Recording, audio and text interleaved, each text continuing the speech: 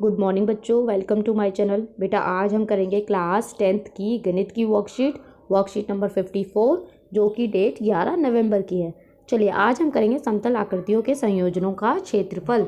हमने कई क्षेत्रफल पढ़े, त्रिज्यखंड, वृत्तखंड, है ना। तो आज हम उन सब का मिक्सअप पढ़ेंगे। चलिए एग्जाम्पल स्टार्ट करते हैं बेटा। फर्स्ट एग्जाम्पल आपको देखो, एक आकृति दे रखी है। आकृति ये दी हुई है, ये वर्ग है, ये 4 सेंटीमीटर इसकी साइड है, इसके अंदर एक वृत्त बना हुआ है। इन्होंने कहा कि जो छायांकित भाग है ना, इसका क्षेत्रफल निकालना है। ठीक है, तो ये कैसे निकाल सकते हैं? अगर मैं वर्ग के क्षेत्रफल में से इस सर्कल के क्षेत्रफल को, इस वृत्त के क्षेत्रफल को हटा दूं और ये जो त्रिज्यखंड बने हुए हैं आपके, या फिर चतुर्थांश बने हुए हैं, इन सबको हटा दूं तो मुझे ये मिल जाएगा। तो चलिए पहले हम वर्ग का क्षेत्रफल निकाल लेते हैं। वर्ग का क्षेत्रफल क्या होता है? भुजा गुणा भुजा, तो 4 गुणा 4 16 हो गया। ठीक है, अब वृत्त का निकालते हैं। वृत्त बेटा ये पूरा 2 है तो इसकी त्रिज्या हो जाएगी 1। पाई आर स्क्वायर से आपका आ जाएगा 22/7। हमने इसका भी निकाल दिया। अभी 4 चतुर्थांश है, चारों का क्षेत्रफल निकालना है। 4 चतुर्थांश मिलके एक वृत्त बनाते हैं, तो वृत्त का क्षेत्रफल लगा दीजिए पाई आर स्क्वायर। ठीक है, तो ये हो जाएगा पाई आर स्क्वायर। आर आपका 1 है तो इन्होंने इसलिए आर लिखा नहीं है, तो ये 22/7 ही रहेगा। बस जो वर्ग का निकला था उसमें से इन दोनों को जोड़ के माइनस कर दीजिए, आपका आंसर आ जाएगा। ठीक है, क्वेश्चन नंबर 2 देखिए बेटा, ये भी एक वर्ग है। ठीक है, और यहाँ पे 9 जो हैं 9 वृत्ताकार डिजाइन बनी हुई है इस रुमाल में, और हर किसी की त्रिज्या 7 है, यानी कि ये पूरा 14 है, ये भी 14 है, ये भी 14 है। इन्होंने भुजा नहीं दी है तो हम भुजा खुद निकालेंगे। देखिए 14 14 14, तीनों जगह 14 14 दूनी 28, 14 3 42, ये हो गया आपका 42, ये भी हो गया आपका 42। तो आप वर्ग का क्षेत्रफल निकाल सकते हैं भुजा गुणा भुजा, तो ये आपका निकल जाएगा। ठीक है, अब 9 वृत्त है, 9 वृत्त का क्षेत्रफल निकाल लीजिए। एक वृत्त का क्षेत्रफल पाई आर स्क्वायर होता है। आर कितना है? 7 है, तो 9 का निकालने के लिए 9 से गुणा कर दीजिए, तो आपका ये आ जाएगा। बस अब इसमें से इसको माइनस कर दीजिए, तो ये जो खाली जगह इसका क्षेत्रफल निकल जाएगा। ठीक है, अब आप थर्ड देखिए। थर्ड में बेटा ये आपका डायग्राम जो है ये साइड में बना हुआ है। आपको क्या करना है? वर्गाकार लॉन और फूलों की क्यारियों का क्षेत्रफल निकालना है। ठीक है, ABCD एक वर्गाकार लॉन है, ये लॉन है। इसके 2 वृत्ताकार फूलों की क्यारियाँ ये बनी हुई हैं, इनका भी क्षेत्रफल निकालना है और इसका सबका निकालना है।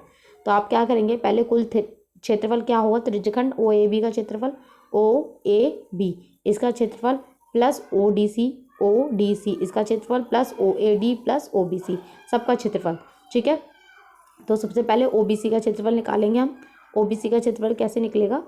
OBC। ठीक है, OBC इसका, तो ये देखिए हम इसमें मान लेंगे। सबसे पहले हम ABCD का क्षेत्र, हम पहले पूरे ABCD जो है इसका क्षेत्रफल निकाल लेते हैं। ये 56 है, ये भी 56 है, तो 56 गुणा 56 आपका, ये हमने फर्स्ट इक्वेशन मान ली। अब OA = OB, ये जो साइड है ये सब क्या है? हमारी R। ठीक है, इसको हमने A मान लिया है, त्रिज्या को। ठीक है, A मान लिया, त्रिज्या नहीं है सॉरी, यहाँ पे हमारा A ही मानेंगे इसको हम।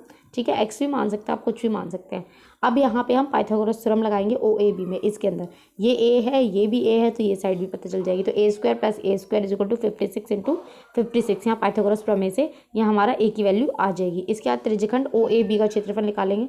देखिए त्रिज्यखंड OAB इसका जो क्षेत्रफल है, त्रिज्यखंड OAB का जो क्षेत्रफल है वो त्रिज्यखंड ODC के बराबर होगा। ठीक है, ये दोनों बराबर होंगे।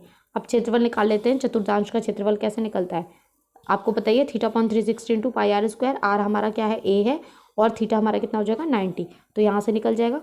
अब देखिए जो इसमें ये दिया हुआ है कि AOD जो है हमें ये 90 लेना है। ठीक है, यहाँ से आपकी फोर्थ इक्वेशन निकल जाएगी। OAD का भी क्षेत्रफल निकाल लेंगे। अब थर्ड और फोर्थ से क्या करेंगे? इसको देखिए, थर्ड और फोर्थ से जब आप इसको सॉल्व करेंगे यानी कि प्लस करेंगे, तो आपका आंसर ये आ जाएगा। ठीक है, चलिए क्वेश्चन करते हैं बेटा। ये पहले फिल इन द ब्लैंक्स दिए। त्रिज्यखंड का क्षेत्रफल होता है θ/360 × पाई आर स्क्वायर होता है, और चतुर्थांश का होता है पाई आर स्क्वायर अपॉन 4, और वृत्तखंड का क्षेत्रफल होता है त्रिज्यखंड माइनस त्रिभुज का क्षेत्रफल। ये मैंने लिखा हुआ है, मैं अभी बता दूंगी आपको। सेकंड और थर्ड में बेटा ये शेडेड एरिया का आपको रीजन निकालना है। ठीक है, चलिए शेडेड रीजन का एरिया निकालना है। फर्स्ट क्वेश्चन देखिए, त्रिज्यखंड का क्षेत्रफल पूछा है। θ/360 पाई आर स्क्वायर होता है, चतुर्थांश का होता है पाई आर स्क्वायर अपॉन 4। क्यों होता है? क्योंकि ये जो चतुर्थांश है ये पूरा वृत्त के 4 टुकड़े हैं, तो हम वृत्त का क्षेत्रफल को 4 हिस्सों में डिवाइड कर देते हैं, तो ये हमारा चतुर्थांश का क्षेत्रफल निकल जाता है। वृत्तखंड का क्षेत्रफल कैसे निकलता है? त्रिज्यखंड का क्षेत्रफल माइनस त्रिभुज का क्षेत्रफल। ठीक है, अब क्वेश्चन नंबर 2 देखिए, इसमें छायांकित भाग का निकालना है, तो ये तो बहुत ही ईजी है। मैं अगर वर्ग का क्षेत्रफल निकालती हूँ और उसमें से ये अर्ध परिमाप है, दोनों अर्ध परिमाप को हटा देती हूँ, तो मुझे ये मिल जाएगा। ठीक है, तो चलिए पहले वर्ग का क्षेत्रफल निकाल लेते हैं। भुजा गुणा भुजा, भुजा हमें 14 दे रखी है तो 14 गुणा 14 आपका आ जाएगा 196। ठीक है। और अर्धवृत्त का क्षेत्रफल, ये बेटा अर्धवृत्त है, ठीक है। अर्धवृत्त का क्षेत्रफल कैसे निकलेगा, ये देखिए अर्धवृत्त है, ये भी अर्धवृत्त है। अर्धवृत्त का क्षेत्रफल होता है 1/2 पाई आर स्क्वायर। ठीक है। और 2 अर्धवृत्त है इसलिए मैंने 2 से मल्टीप्लाई कर दिया, 2 से 2 कट गया, पाई आर स्क्वायर वैल्यू पुट करेंगे तो आपका आएगा 154।